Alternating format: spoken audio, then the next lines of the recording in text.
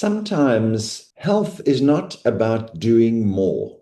Hello and welcome to Vitalize Me with Dr. Kevin Lenton. Today, what I'd like to share with you is a slightly quieter version of a reflection around health. Very often we perceive the way to go about becoming healthier is to do more. We think we need to exercise more, eat better, sleep more, stretch more, meditate more, become more disciplined. And of course, those things do matter, but that's not the be all and end all of becoming the best version of yourself, becoming the most healthy, vibrant, enthusiastic, motivated version of yourself. Of course, there are many components to health, but one of the often unexplained, unappreciated modalities or interventions that we can use to become a healthier version of ourselves is how we manage our habits. The way we move, the way we eat, the quality of our sleep, the way we breathe,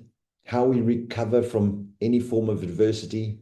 Of course, all of these are very important and do play a significant role. But again, health is not always about doing more. Health is often about becoming a different version of yourself, not in a dramatic, bombastic way, not by becoming a completely different person, but simply by becoming a little kinder version of yourself, a little more compassionate, a little less judgmental, a little more patient, a little more tolerant, a little more willingness to listen, and cultivating the willingness to be more patient before reacting, and sometimes being a little more willing to treat ourselves with the same compassion, patience, and kindness that we treat others with. At VitaliseME, one of the central themes that I often refer to is this: the body is constantly communicating with itself. Everything is a communication pathway. Pain is a communication pathway.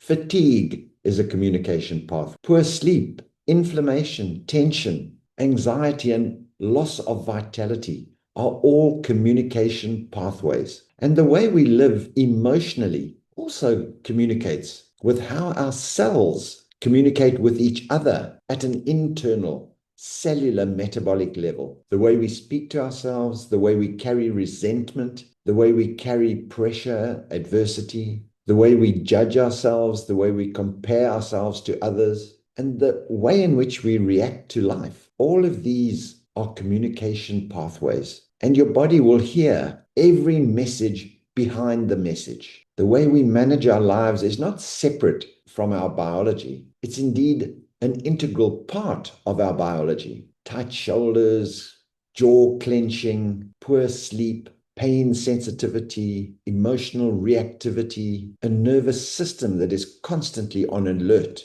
So when we speak of compassion, patience, non-judgment, we are not moving away from health. In fact, we may be moving more deeply towards health. Kindness is not weakness. Compassion is not being passive. Being non-judgmental does not mean that we lose discernment, and patience does not mean that we stop taking action. In fact, these qualities are mature health skills. They work towards softening our internal environment. They help us respond rather than react, and they create a more sense of safety within ourselves. And believe me, safety, that feeling that you are safe on the inside, definitely matters. And that's because a body that feels constantly under threat, a body that is constantly upregulated in defense mode, is very different from a body that feels supported, nurtured, and validated. In my work, I very often speak about the golden triangle, the three areas that are so critical to function at every level. 1, your physical body. 2, the biochemical body. And 3, the psycho-emotional body. All three are constantly working either with each other or against each other. Stress will increase muscle tension. Poor sleep will increase inflammation. Inflammation will make one more sensitive to stress, pain, and discomfort. Fatigue will affect movement, and constant pain can create a state of internal fear. Fear creates guarding and protection. And so your body is constantly in a conversation with itself. So now the question becomes, what is that conversation? What are your cells saying to your organs? What are your organs saying to your metabolism? And what's your metabolism saying about how healthy you are? It's a very different narrative when one says, "What's wrong with me?" versus, "What's my body trying to tell me? What is the message I'm not listening to?" It's again a different narrative when one says to oneself, "I've failed again," versus, "I can begin again," because it's very difficult to create a state of perfection, if not impossible. But health can be built through a series of repetitive engagements. You miss a walk, just begin again. You miss a gym session, just begin again. You fall off your nutritional wagon, just begin again. You sleep badly one night, just begin again. You react emotionally, just begin again. I think you get the message. And this is where self-compassion, self-understanding becomes a critical component to well-being. Self-compassion does not mean avoiding responsibility. It does not mean not taking action. It means being honest, kind, and supportive of yourself. It might mean saying, "I'm struggling," but that does not mean that you have to shame yourself about struggling. It means understanding the message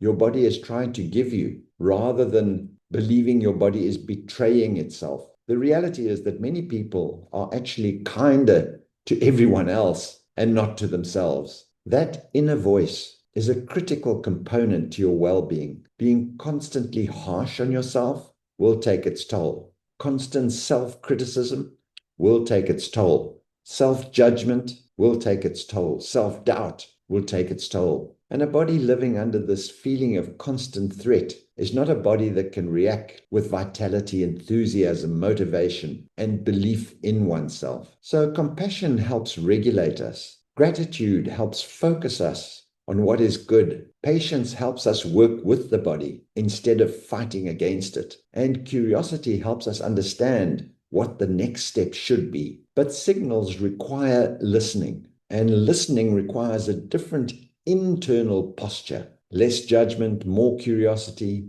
more patience, more compassion, more gratitude, and less force are very powerful contributors to that internal state of well-being. So it does not mean doing nothing. It means just doing things from a wiser, more compassionate place. So we still have to do all the right things. We still have to eat well, try to exercise, sleep well, but we do these things from a point of self-care rather than self-punishment. So perhaps the ultimate question is not, what do I need to do? It's more, who do I need to become? So in the coming days, I'll leave you with one challenge. Consider to be your VitaliseME practice. Choose one act of kindness towards someone else. Choose an act of kindness towards yourself, and choose one moment when you replace judgment with curiosity. Those simple, small changes can make an immense difference to the conversation you're having with yourself at an internal level. Because remember,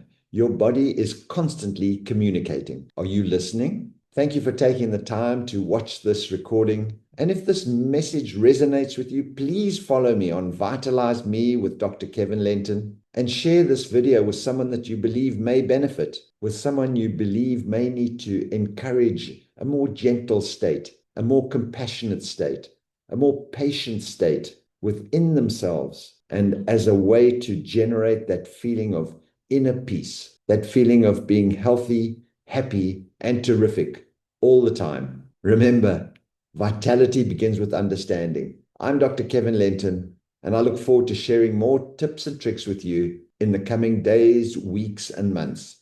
Remember, follow VitaliseME with Dr. Kevin Lenton on social media, and I'd love to hear from you. A simple direct message would be great, and I'll be sure to respond directly.